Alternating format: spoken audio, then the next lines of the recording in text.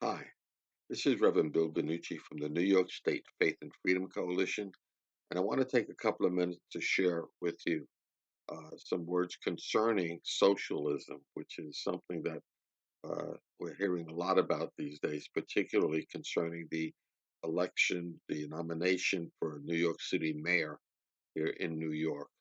I want to talk a little bit about what Winston Churchill said about socialism. He said, and I quote, he said, "Socialism is a philosophy of failure, the creed of ignorance, and the gospel of envy. Its inherent virtue is the equal sharing of misery." So let's take that apart for a minute and see exactly what he was talking about. First of all, he said it is the philosophy of failure. Socialism has failed wherever it has been tried. Despite worthy intentions, it has always failed to live up to its idealistic goals. In our own American history, it was tried at both the Plymouth colony by the Pilgrims and at the Jamestown settlement in Virginia. In both settlements, socialism proved to be an abject failure. In Jamestown, resulting in what was called the starving times, when 90% of the settlement perished. Had they not made the change to personal property ownership, neither colony would have survived. In world history, the examples are many. The Soviet Union being one of the most prominent socialist communist systems that we have witnessed in our time. China's great leap forward was a great leap of failure with the death of over 50 million people.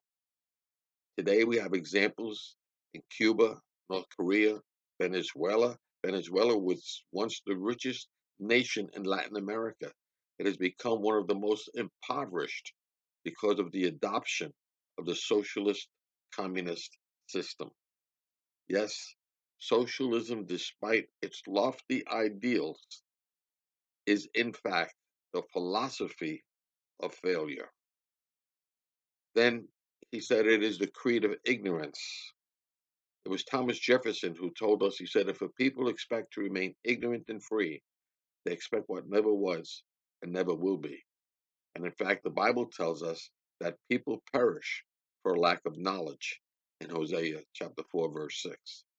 Those who fantasize over a socialist utopia are in fact ignorant of the history of socialism, or they may be ignorant of unchanging human nature that does not evolve with time.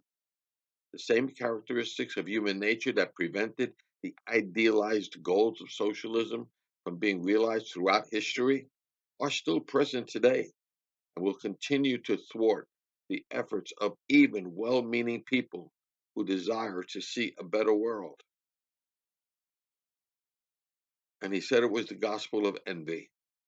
There's a reason that the 10th commandment warns us against coveting our neighbor's goods. It's not healthy and it doesn't work to satisfy. Envy displaces a grateful heart and is never satisfied. When not controlled, it causes lust and ultimately theft. Those advocating socialism do so out of a sense of entitlement of the prosperity earned by others. Given the force of government, it results in forced surrender of property to another. The only way to achieve it is through coercion, authoritarian government, and tyranny. If resisted, it means civil war. Socialism appeals to the carnal, sinful nature of man that covets the goods of others. And then he went on to conclude that its inherent virtue is the equal sharing of misery. And intelligent people learn from history and do not replicate the follies of failed systems. It has been said, some said by Albert Einstein, that doing the same thing over and over again is, in fact, the definition of insanity. For those who claim that, quote, this time we'll get it right, because now we know more than the ones who've gone before us, are either more insane or more likely just ignorant of unchanging human nature that has resulted in general poverty and deprivation wherever socialism or communism has been tried. except for the few, of course, who are in power. They take care of themselves and they live very, very well. The system works fine for them, for those in power. That's precisely why our founders were dead set against the concentration of power in any individual or even group of individuals that would be necessary to impose socialism. It is as the Lord Acton told us, he said, absolute power corrupts absolutely. And Woodrow Wilson, who wasn't exactly a right wing conservative, he even said that the history of liberty is the history of the limitations of power, not the increase of it. When we resist, therefore, the concentration of power, we resist the powers of death, for the concentration of power always precedes the destruction of human liberties. And so the choice is between the imperfect system of capitalism rooted in liberty or the failed system of socialism communism rooted in coercion. That's the difference between the unequal distribution of prosperity and the equal distribution of poverty. It's inherent in that virtue, as Churchill said, is the equal sharing of misery.